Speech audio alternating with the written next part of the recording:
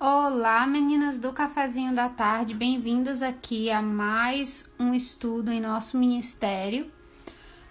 Nós estamos estudando as mulheres da Bíblia através do estudo Mulheres como Eu, iniciado no ano de 2018 e indo agora ao ano 2019, estamos agora no mês de março e vamos começar esse estudo na pessoa de Maria, mãe de Jesus. Esse daqui é o nosso planner devocional, né, de estudo. Ele não é devocional no sentido de que ele é diário, mas ele grava aí os seus tempos com Deus, né, o seu tempo com Deus nos seus estudos. Ele traz toda a parte de explicação, como funciona o nosso estudo, e os livros básicos que a gente usa, as mulheres, o cronograma. Ele vem com o cronograma atual, já que esse estudo foi feito para 1 ano e agora a gente está fazendo em 2. No nosso site, o plano ele tá na nossa loja, ele tá lá prontinho para você em PDF, a gente manda por e-mail. E as abinhas também estão lá. Eu vou abrir aqui em Maria, mãe de Jesus, que é quem a gente vai estar estudando no dia de hoje. O estudo dos espinhos dela vai ser esse estudo agora. E esse daqui é o estudo bíblico ilustrado em questionário, que é um dos 5 estudos que a gente faz. E aqui você vai encontrar também as referências para serem lidas e o questionário histórico de aplicação pessoal. Esse aqui ele tá gratuito esse livretinho ele tá gratuito no nosso site. Então lá explica direitinho como fazer o estudo também. Então vamos lá. Agora a gente vai falar sobre os espinhos. Vai ser o estudo que a gente vai estar fazendo nesse momento. Esse estudo ele saiu do livro Vivendo com Espinhos, de Mary Ann Froelich. Esse livro a gente já vem estudando, a gente já estudou toda essa parte inicial aqui, a gente está no capítulo 14 do livro. E esse livro, ele traz a parte de vivendo biblicamente com espinhos na carne. Então, são aqueles espinhos que, por alguma razão ou outra, não vão estar indo embora, né? São situações que você vai ter que conviver com elas aí por um bom tempo. E como biblicamente sobreviver, né? Ter uma vida de qualidade no Senhor, mesmo tendo esses espinhos. Hoje a gente vai estar falando no capítulo 14, a gente está na clínica da dor. E a gente vai estar falando sobre perdoando o imperdoável. Primeiramente, eu quero ler com vocês. Vamos abrir nossa Bíblia em Mateus 18. Vou pegar aqui minha Bíblia. Mateus 18.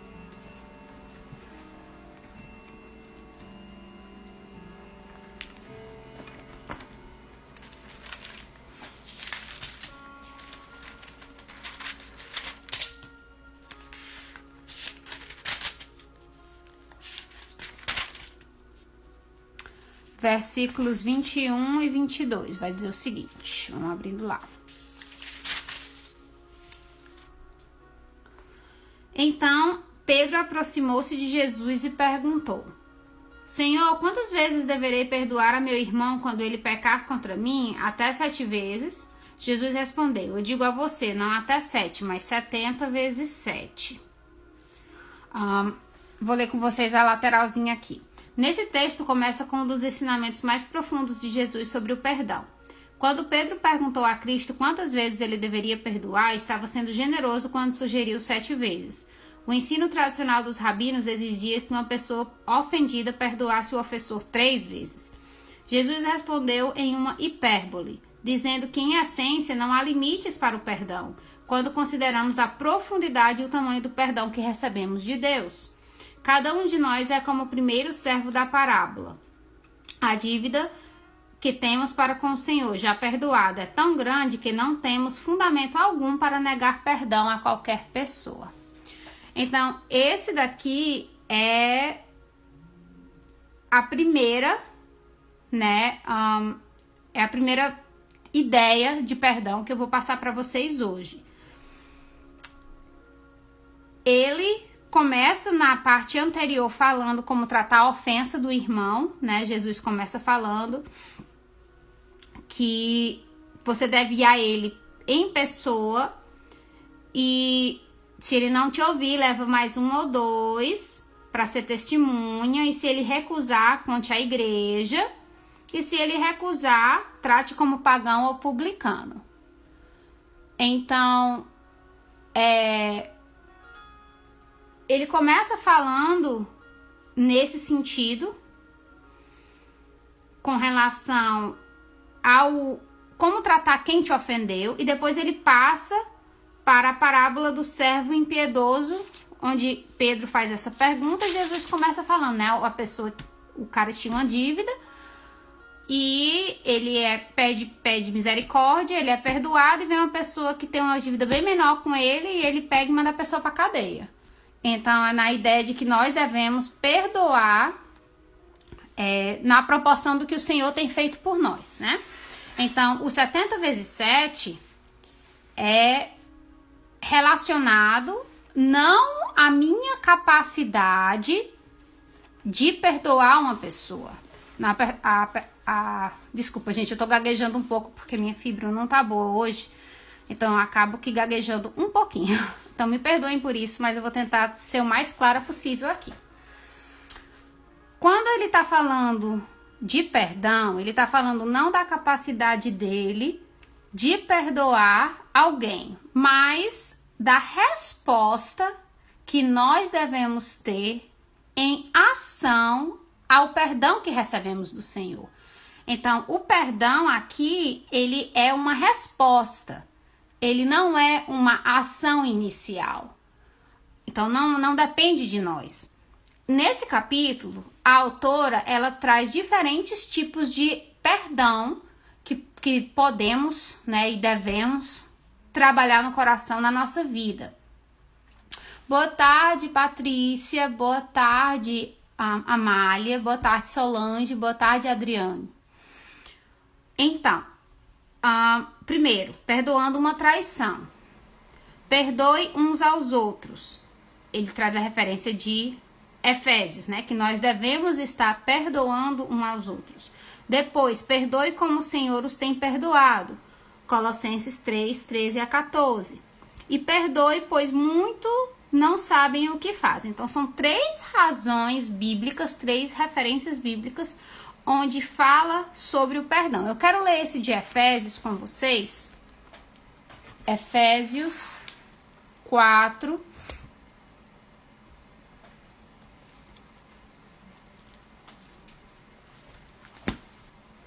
Versículos 31 e 32. Diz o seguinte: livrem-se de toda amargura, indignação e ira, gritaria e calúnia, bem como de toda maldade. Então, você imagina isso aqui, o que ele está mandando você se livrar, são de todas, se você pensar e analisar o texto, são todas as reações a uma traição.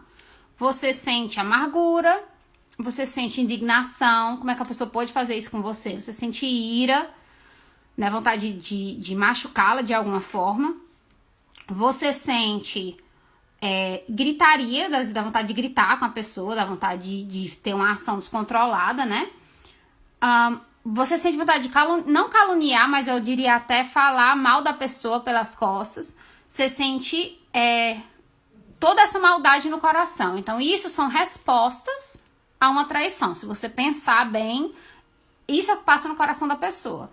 Sejam bondosos e compassivos uns para com os outros, perdoando-se mutualmente. Então, como eu falei, isso tudo seria resposta de uma pessoa que precisava exercer o perdão, né? Exercitar o perdão. Assim como Deus os perdoou em Cristo. Então, como eu falei mais uma vez, a resposta do perdão, ele é o perdão porque Cristo nos perdoou, não é? Ele é o perdão porque Cristo nos perdoou, não é porque está em nós a resposta natural.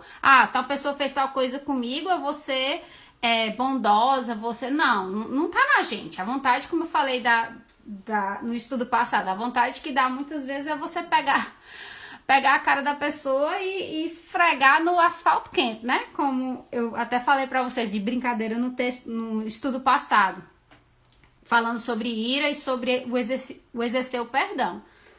Mas a vontade que você dá é de você fazer alguma coisa contra aquele que te causou dano.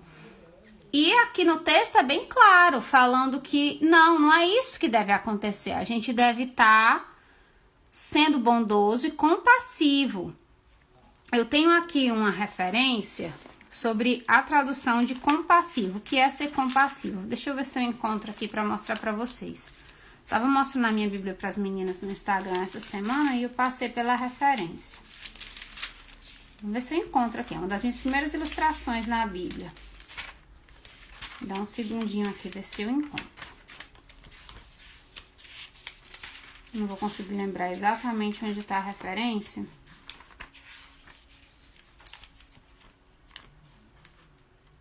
Ver se o Senhor me dá a graça de eu conseguir encontrar.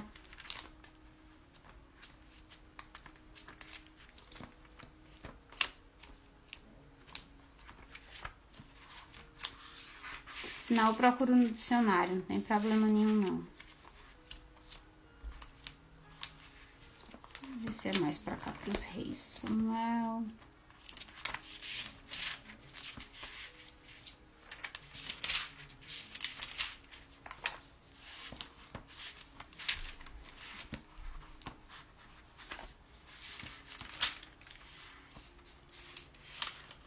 Não, acho que já passei.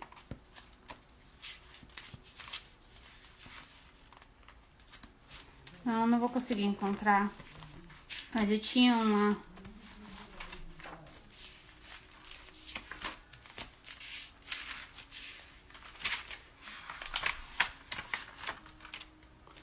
Depois vai ter um dia que eu vou cair com a Bíblia bem em cima. Deixa eu tentar nos Salmos, gente. Se não é nos Salmos. É assim, né? A pessoa tá procurando uma coisa e não encontra. Aí depois você tá mexendo e você cai com... com a coisa bem em cima. Ai, não vou achar. Só porque eu quero. Achei, gente. Aqui. Olha as coisas melhorando. Achei, sumiu de novo.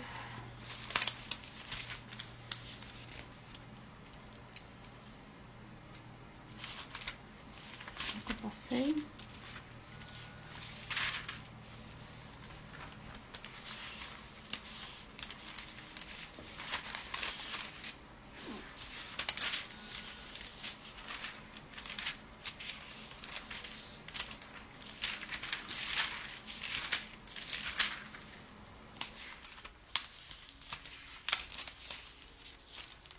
Achei, vamos lá.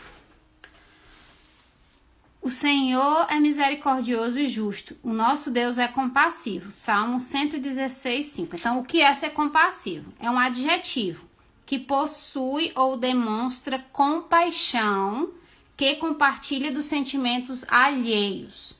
Então, é isso que é compassivo. Então, quando ele em Efésios, vou voltar lá para Efésios, quando ele está falando sobre ser compassivo como Cristo, é a gente ter a capacidade de sentir o sentimento do outro, da gente ter essa compaixão pelo outro. Então, é isso que o texto está falando com compassivo aqui. Compassivo é quem é capaz de ter compaixão, quem compartilha dos sentimentos do outro.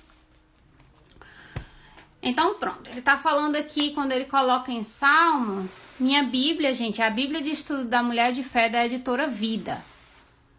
Quem tá... E as abinhas são da minha loja. Estão na minha loja para venda. Então ele fala: perdoe uns aos outros. Perdoe como o Senhor tem nos perdoado. E perdoe, pois muitos não sabem o que fazem. Então tem aquela ideia, o próprio Jesus fala, né? Senhor, os perdoa, porque eles não sabem o que fazem. Então é uma razão dada pelo próprio Cristo. Porque nós devemos perdoar as pessoas, porque muitas vezes elas simplesmente não têm noção do que elas estão fazendo.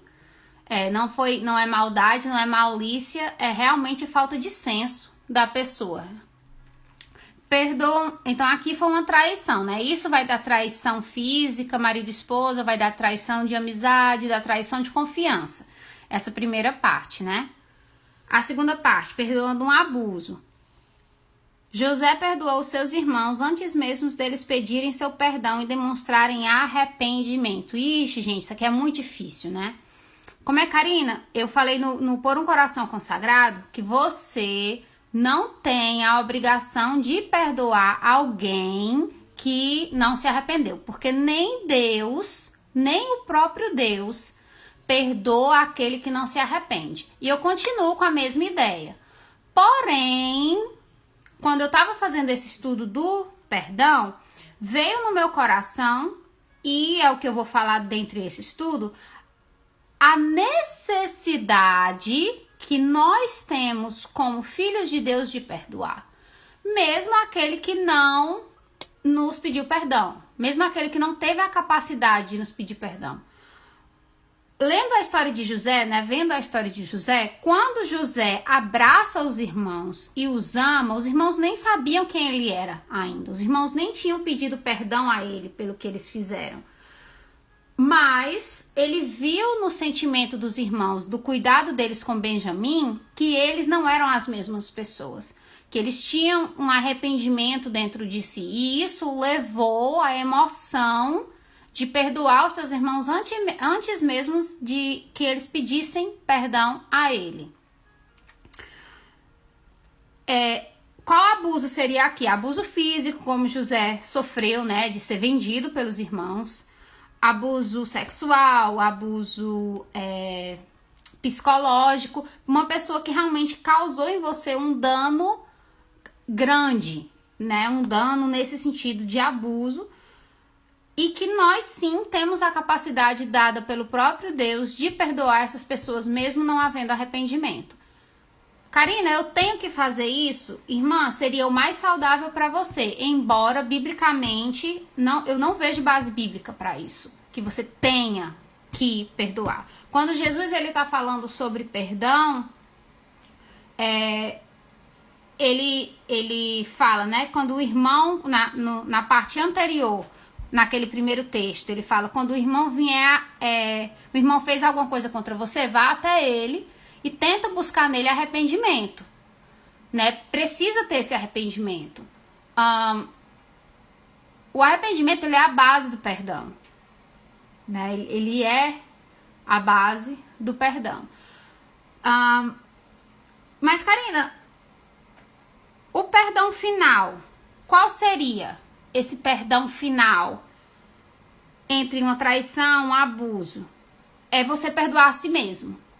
Muitas vezes uma pessoa fez alguma coisa a gente e a gente fica naquela na cabeça, nossa, como é que eu pude confiar naquela pessoa? E você tem mais raiva de ter confiado na pessoa que te traiu, de ter vindo ali uma forma que você não deveria ter feito aquilo, do que raiva da pessoa em si, ou da situação, ou do que aconteceu com você. Você tem muita angústia de não conseguir se perdoar. Ou você fez alguma coisa pra alguém e não consegue se perdoar. Perdoar pelo que você fez. Não, Karina, você não sabe, eu já cometi assassinato, eu já cometi adultério, eu já negligenciei meus filhos. São muitos os pecados que a gente pode nomear aqui. Mas o perdão, gente, ele é uma escolha. Você escolhe perdoar e você toma aquela escolha todo dia. Porque, embora o mal que aquela pessoa te fez vai ficando quase que cicatrizando dia após dia, e não vai sentindo mais dor, mas ainda vai estar lá. Você sempre vai lembrar daquilo que aconteceu. Mas quando você escolhe se perdoar, escolhe perdoar a pessoa que te causou dano, vai doendo menos. Mas é uma escolha que você ainda tem que fazer todo dia. Você ainda precisa fazer essa escolha de transbordar do perdão que Deus te deu todos os dias. É uma escolha que você tem que fazer todo dia. Você acorda de manhã, você lembra do que aconteceu, você diz, Senhor, hoje eu decido não levar para o julgamento, né? Não levar em conta o que aquela pessoa fez para mim, como o Senhor tem me ajudado. E isso você faz todo dia. É uma coisa que você precisa fazer todo dia. E só assim nós vamos quebrar as correntes que nos aprisionam, né? Só assim você vai ter essa liberdade em Cristo, de sarar, sabe? Libertar o perdoador, né? 1 Timóteo 1, 13 a 16, ele fala sobre a história de Paulo. Ele fala assim, se Deus pode me perdoar, ele pode perdoar qualquer um, né? Porque Paulo, ele era um perseguidor da igreja, ele aprisionava os cristãos, mas Deus pôde perdoá-lo. Então, o passo 8, para você estar podendo conviver com o espinho da dor, né, do perdão, seria perdoar, se é o ato final do processo de cicatrizar, de sarar.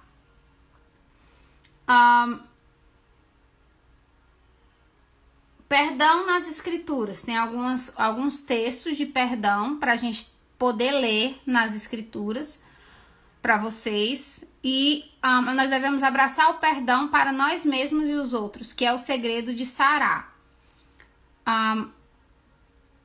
Oséias 3 e Lucas 15, de 11 a 31. Deixa eu abrir aqui o meu livro. Ele fala assim, em Oséias 3, ele fala sobre o perdão de uma pessoa que cometeu adultério. E em Lucas 15 fala sobre o pai que perdoa o filho pródigo, né? São exemplos de perdão. E é assim que Deus nos vê. Ele, como esposo, né? Ele perdoa a noiva dele, que é a igreja. E em Lucas 15, fala do filho que volta, né, ao braço do pai. E é assim que nós voltamos. Então, gente, simplificando. Eu sou capaz de pagar uma injúria com uma bênção, que é o que fala em 1 Pedro 3 e 9. Eu sou realmente capaz de fazer isso? Só o Espírito Santo vai poder te capacitar, irmã. Eu acho que nenhum de nós que uma traição, um abuso, ou você faz alguma coisa, é capaz de simplesmente virar e esquecer o que aconteceu, né? Eu acho que, assim, humanamente é muito difícil. Mas é uma decisão que nós, como cristãos, devemos ter pra gente poder sarar mais rápido daquela dor, sabe? É mais ou menos assim, tem uma palavra pra isso. É uma autopreservação, sabe? Que você precisa ter. E eu acredito que, como cristão, vai dar um testemunho pra aquela pessoa. Sabe? Uma pessoa chegar pra você e dizer, irmão, tô te pedindo perdão, ou eu pequei contra você há tantos anos, nunca tive coragem. Você dizer, não, irmão, eu já lhe perdoei, né? Já foi perdoado. Mesmo sem você me pedir perdão, eu já perdoei, já entreguei ao Senhor. E que o Senhor abençoe sua vida e que o Senhor possa estar transformando a maldição que você causou em minha vida em bênção.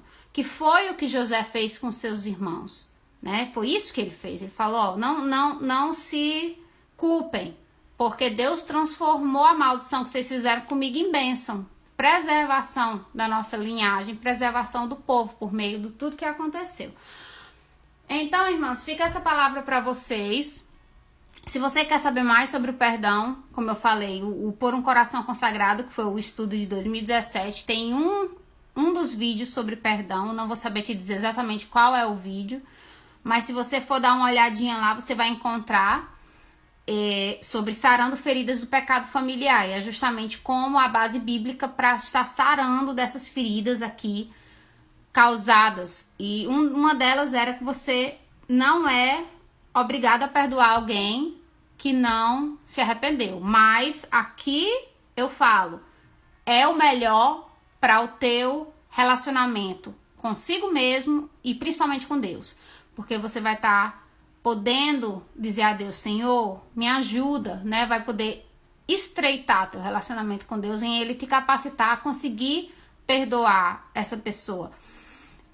eu acho que você não deixando de desejar mal a pessoa, né? Você deixando de desejar mal a pessoa já é um passo muito grande.